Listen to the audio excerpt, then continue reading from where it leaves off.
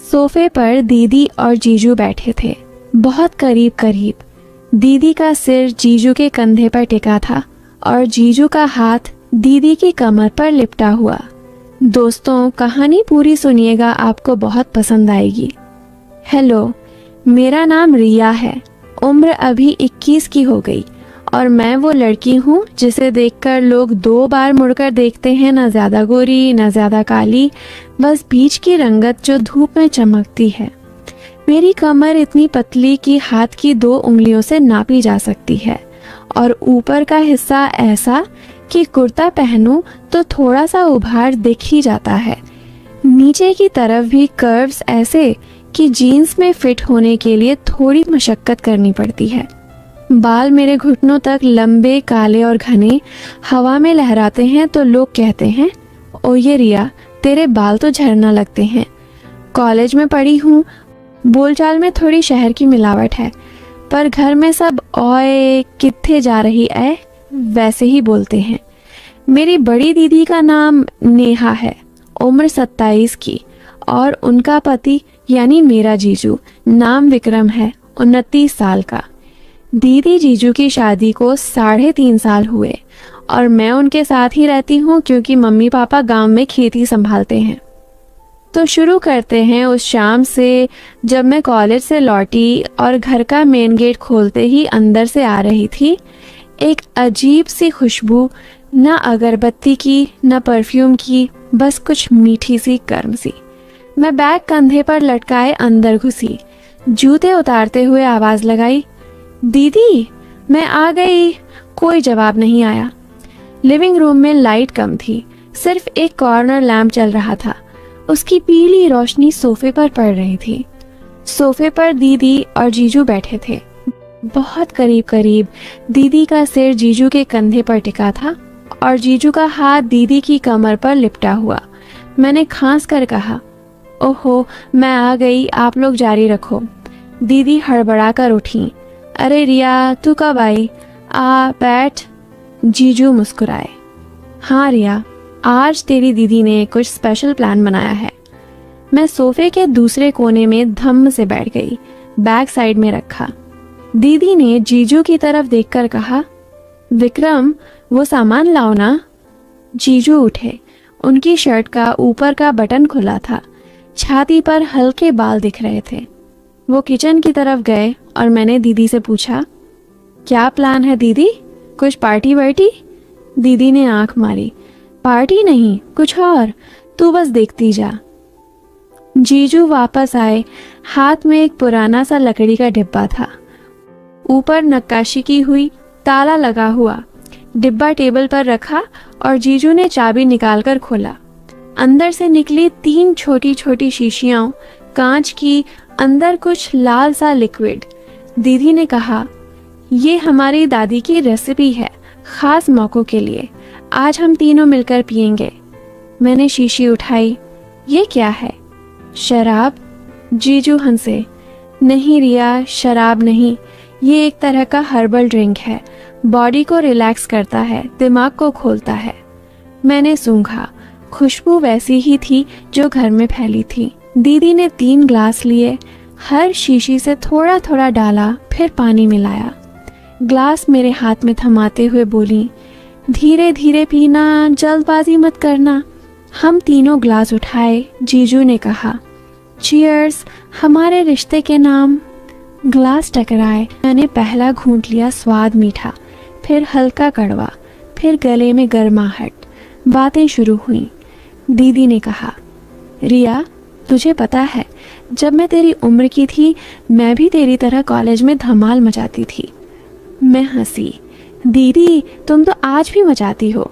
जीजू ने मेरी तरफ देखकर कहा, हाँ नेहा तो आज भी मेरे साथ धमाल मचाती है। दीदी ने जीजू की जांघ पर हल्के से थप्पड़ मारा। चुप करो, रिया के सामने क्या बोल रहे हो? मैंने ड्रिंक का दूसरा घूंट लिया, बॉडी में हल्की सी गर्मी फैल रही थी। जीजू ने कहा, रिया तूने कभी किसी लड़के को दिल दिया? मैं शर्मा गई। जीजू ये क्या सवाल है? दीदी ने हंसकर कहा, बता ना, हम तो अपने हैं। मैंने ग्लास घुमाते हुए कहा, दिया तो नहीं, पर 2-4 ने कोशिश की। जीजू ने आंखें तरेरी। कौन थे वो? नाम बता, मैं देख लूंगा। दीदी हंसी। अरे विक्रम रियाज खान बन रहा है। हम तीनों हंस पड़े। ड्रिंक खत्म होने को थी और लाइट्स और कम कर दी गई थीं। दीदी ने कहा, अब असली खेल शुरू होता है। जीजू ने डिब्बे से एक पुराना सा कार्ड्स का पैक निकाला, मगर वो आम ताश नहीं थे। हर कार्ड पर कोई सवाल लिखा था या कोई टास्क। दीदी ने समझाया, ये हमारा सीक्रेट गेम है, शादी के बाद हम खेलते हैं, आज तू भी खेल। मैंने पूछा, कैसा गेम? जीजू ने कहा, हर कार्ड उठाओ, जो लिखा है वो करना पड़ेगा या सच्चा जवाब देना पड़ेगा, जो मना करे उसे पनिशमेंट। मैंने हामी भरी, दिल में थोड़ी सी घबराहट, थोड़ी सी उत्तेजना। पहला कार्ड दीदी ने उठाया। अपने पार्टनर को वो बात बताओ जो तुमने कभी किसी को नहीं बताई। दीदी ने जीजू की आंखों में देखा, फिर धीरे से कहा, मुझे डर लगता है कि कहीं तुम मुझे छोड़ ना दे। जीजू ने दीदी को गले लगाया। पागल, मैं कहीं नहीं जाऊंगा। मेरी बारी, मेरा कार्ड था। अपने सबसे बड़े सीक्रेट का इशारा करो, पूरा मत बताओ। मैंने सोचा, फिर जीजू और दीदी को देखकर कहा, मुझे लगता है कि मैं किसी अपने को बहुत चाहती हूँ मगर बोल नहीं पाती। दीदी ने भौहें चढ़ाईं। किसको? मैंने मुस्कुराकर कहा, इशारा ही तो करना है। जीजू की नज़र मुझ पर टिकी रही थोड़ी देर तक। गेम आगे बढ़ा। जीजू का कार्ड, अपने पार्टनर के शरीर का वो हिस्सा छुओ जो तुम्हें सबसे पसंद है। दीदी हंस पड़ी। जीजू ने दीदी की कमर पर हाथ फेरा। ये वाली। दीदी ने मुझे देखकर कहा, रिया तू शर्मा मत। मेरा अगला कार्ड, अपने बगल वाले व्यक्ति को कुछ ऐसा कहो जो उसे सरप्राइज कर दे। मैंने जीजू की तरफ देखा, दिल धड़क रहा था। फिर धीरे से कहा, जीजू मुझे लगता है आप बहुत हॉट लगते हो जब गुस्सा करते हो। जीजू चौंके, फिर हंसे। अरे वाह, ये तो नई बात है। दीदी ने मेरी तरफ देखा, आंखों में कुछ था मगर वो हंसती। ड्रिंक का असर बढ़ रहा था, कमरे में हल्की सी धुंध सी लग रही थी। फिर एक कार्ड आया दीदी के लिए, अपने पार्टनर को किस करो मगर आंखें बंद करके। दीदी ने आंखें बंद की। जीजू ने दीदी को किस किया, लंबा वाला। मैं देखती रही, दिल में कुछ अजीब सा। मेरा कार्ड, अपने बगल वाले को मसाज दो, 2 मिनट। मैं हड़बड़ा गई। जीजू मेरे बगल में थे। दीदी ने कहा, करना रिया, गेम है। मैंने जीजू के कंधे पर हाथ रखा, धीरे धीरे मसाज करने लगी। जीजू की बॉडी गर्म थी। जीजू ने आंखें बंद कर लीं। वाह रिया, तेरे हाथ तो जादू कर रहे हैं। 2 मिनट बीते मगर लगा बहुत लंबे। दीदी मुस्कुरा रही थी। गेम और आगे बढ़ा। कार्ड्स अब और बोल्ड हो रहे थे। एक कार्ड जीजू के लिए, अपने पार्टनर को गोद में बिठाओ। जीजू ने दीदी को गोद में उठाया। दीदी हंस रही थी। मेरा कार्ड, अपने बगल वाले को कुछ ऐसा ईयर में फुसफुसाओ जो सिर्फ वो सुने। मैंने जीजू के कान के पास मुंह ले जाकर धीरे से कहा, आपकी खुशबू मुझे पागल कर देती है। जीजू ने सिर घुमाया, मेरी आंखों में देखा। कुछ कहने को थे मगर रुक गए। दीदी ने पूछा, क्या कहा रिया? मैंने कहा, सीक्रेट। रात गहरा रही थी, बाहर हवा चल रही थी, पेड़ों की पत्तियां सरसरा रही थीं। ड्रिंक खत्म हो चुकी थी मगर असर बरकरार था। दीदी ने कहा, अब लास्ट राउंड। आखिरी कार्ड, तीनों के लिए एक साथ अपने सबसे बड़े डर का सामना करो। कमरे में सन्नाटा हो गया। दीदी ने पहले बोला, मुझे डर है कि कहीं हमारा रिश्ता कमज़ोर ना पड़ जाए। जीजू ने कहा, मुझे डर है कि मैं तुम दोनों को खुश न रख पाऊँ। मैं चुप रही, फिर धीरे से कहा, मुझे डर है कि मैं जो चाहती हूँ वो गलत है। दीदी ने मेरी तरफ देखा, क्या चाहती है रिया? मैंने सिर झुका लिया। जीजू ने कहा, बता दे, हम हैं ना?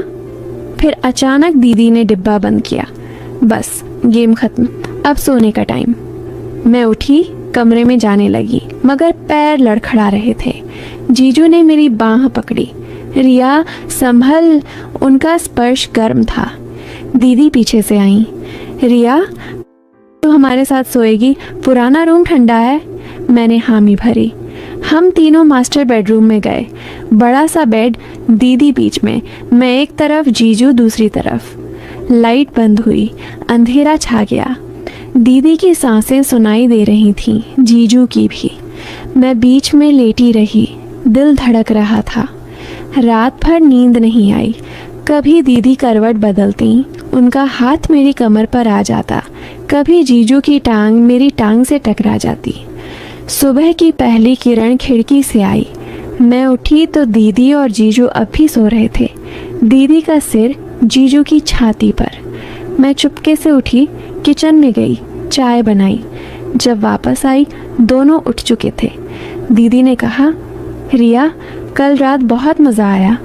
जीजू ने मुस्कुराकर कहा, हाँ, और आज नया दिन है। मैंने चाय दी और सोचा ये खेल अभी ख़त्म नहीं हुआ। उस दिन के बाद घर का माहौल बदल गया। दीदी और जीजू पहले से ज़्यादा करीब लगते और मैं भी उनके बीच कहीं खिसक आई थी। हर शाम कुछ नया होता, कभी पुरानी फिल्में देखते, कभी कोई नया गेम। एक शाम दीदी ने कहा, रिया, चल हम तीनों मिलकर खाना बनाते हैं। किचन में हम तीनों घुसे। जीजू ने एप्रन पहना। दीदी ने मुझे सिखाया कैसे पनीर की सब्ज़ी बनती है। मैं आटा गूंथ रही थी, जीजू मेरे पीछे खड़े थे। रिया, हाथ ऐसे घुमाओ। उनका हाथ मेरे हाथ पर आ गया, आटा लग गया। दीदी हंस रही थी। विक्रम, तू तो रिया को सिखा रहा है या खुद सीख रहा है? हम हंसे। खाना बनाते बनाते रात हो गई। डाइनिंग टेबल पर हम तीनों बैठे। दीदी ने जीजू को खिलाया, जीजू ने मुझे, मैंने दीदी को। धीरे धीरे दिन बीतते गए और हमारा बॉन्ड मजबूत होता गया। एक दिन दीदी को ऑफिस का टूर जाना पड़ा, 3 दिन के लिए। दीदी ने मुझसे कहा, रिया, विक्रम का ख्याल रखना। मैंने हाँ कहा। दीदी गई। घर में सिर्फ मैं और जीजू। पहली शाम अजीब लगी। डिनर किया, फिर जीजू ने कहा, रिया, चल बालकनी में बैठते हैं। हम बालकनी में गए। ठंडी हवा चल रही थी। जीजू ने बियर निकाली। पिएगी? मैंने मना किया, मगर वो खुद पीने लगे। बातें होने लगीं कॉलेज की, उनकी जॉब की, मेरे सपनों की। जीजू ने कहा, रिया, तू बहुत स्पेशल है। मैंने पूछा, कैसे? वो चुप रहे, फिर बोले, जैसे तू है वैसे ही। रात गहरी हुई, मैं सोने चली गई, मगर दिल में कुछ था। दूसरे दिन सुबह जीजू ने ब्रेकफास्ट बनाया। मैं उठी तो टेबल पर पराठे, अचार, दही। हमने साथ खाया। फिर जीजू ने कहा, चल आज मार्केट चलते हैं, कुछ सामान लाना है। हम मार्केट गए। जीजू ने मेरे लिए एक ड्रेस चुनी, ये ट्राई कर। मैं ट्रायल रूम में गई। ड्रेस टाइट थी, बॉडी को हक कर रही थी। बाहर आई तो जीजू की आंखें चमक उठीं। वाह रिया, कातिल लग रही है। मैं शर्मा गई। सामान्य लेकर घर आए। शाम को दीदी का फ़ोन आया। सब ठीक? मैंने कहा, हाँ दीदी, जीजू बहुत ख्याल रख रहे हैं। दीदी हंसी। तीसरे दिन दीदी वापस आईं। उनके साथ ढेर सारी चॉकलेट्स और एक सरप्राइज़। उन्होंने कहा, हम तीनों कहीं घूमने चलेंगे अगले वीकेंड। हमने प्लान बनाया, एक हिल स्टेशन। वीकेंड आया, हम कार में निकले। मैं आगे बैठी, दीदी पीछे। रास्ते में गाने, मस्ती। जीजू ड्राइव कर रहे थे, मैं उनका फेवरेट गाना गा रही थी। होटल पहुँचे। 2 रूम बुक थे, एक दीदी जीजू का, एक मेरा। मगर दीदी ने कहा, रिया, आज तू हमारे साथ रहेगी, डर लगता है। मैं हंसी। दीदी, मैं बड़ी हो गई हूँ। मगर रात को उनके रूम में चली गई। बड़ा सा बेड, हम तीनों फिर वैसे ही। वहाँ 3 दिन हमने खूब मज़े किए। सुबह ट्रैकिंग, दोपहर को लोकल खाना, शाम को बॉनफायर। आखिरी शाम बॉनफायर के पास हम बैठे। दीदी ने कहा, रिया, हमें तुझसे कुछ कहना है। मैं चौंकी। जीजू ने दीदी का हाथ थामा। हम सोच रहे हैं कि फैमिली पढ़ाई जाए। मैं समझी नहीं। मतलब? दीदी ने मुस्कुराकर कहा, हमें बच्चा चाहिए और तू हमारी फैमिली का हिस्सा है तो तू भी इसमें शामिल है। मैं हंस पड़ी। दीदी मैं क्या करूँगी? जीजू ने कहा, तू हमारी सपोर्ट सिस्टम है हमेशा। वापस घर आए और जिंदगी फिर पटरी पर। मगर अब कुछ अलग था। दीदी प्रेग्नेंट हो गई। 9 महीने बाद एक प्यारी सी बेटी हुई। नाम रखा मिष्टी। मैं मासी बन गई। दीदी जीजू अब और करीब और मैं उनके बीच की कड़ी। कभी कभी पुराना डिब्बा खुलता, मगर अब कार्ड्स अलग थे। मिष्टी के लिए लोरी, मिष्टी के लिए कहानियाँ। आज जब मैं पीछे मुड़कर देखती हूँ तो समझ आता है वो सस्पेंस, वो गर्मी, वो स्पर्श, सब कुछ था एक मजबूत रिश्ते की नींव रखने के लिए। थोड़ी सी मसाला, थोड़ा सा प्यार और ढेर सारा भरोसा। और हाँ, वो ड्रिंक की रेसिपी अब मिष्टी के लिए दूध में मिलती है बिना हर्ब्स के। बस यही थी हमारी कहानी। ना कोई गलत हुआ, ना कोई गलत सोचा। बस 3 लोग